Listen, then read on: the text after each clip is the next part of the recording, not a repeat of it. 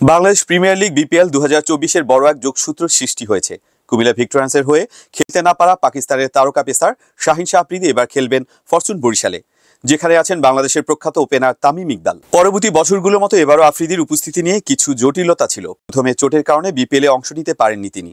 এরপর সুস্থ হয়ে ফিরলেও পাকিস্তান ক্রিকেট বোর্ড পিসিবি তাকে খেলতে অনুমতি দেয়নি। তবে এবারের আসরে এসব বাধা কাটিয়ে আফ্রিদি খেলবেন বিপিএলে। ফরচুন বরিশাল এবার তাকে দলে নিয়েছে এবং পিসিবি তাকে 15ই জানুয়ারি পর্যন্ত খেলতে অনুমতি দিয়েছে। তবে পুরো বিপিএল জুড়ে আফ্রিদি দলের অংশ হতে পারবেন না, কারণ তার জন্য অনুমতি দেওয়া হয়েছে শুধুমাত্র 30 ডিসেম্বর থেকে 15ই জানুয়ারি পর্যন্ত।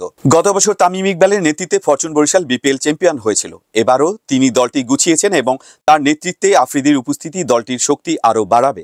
এটি ফরচুন বরিশাল এবং তাদের সমর্থকদের জন্য সুখবর, যেহেতু এই দলের শক্তি আরও বাড়ল আফ্রিদির যোগদান নিয়ে। 30 ডিসেম্বর থেকে শুরু হতে যাওয়া বিপিএলে দলের পারফরমেন্সের দিকে এখন নজর থাকবে সবার।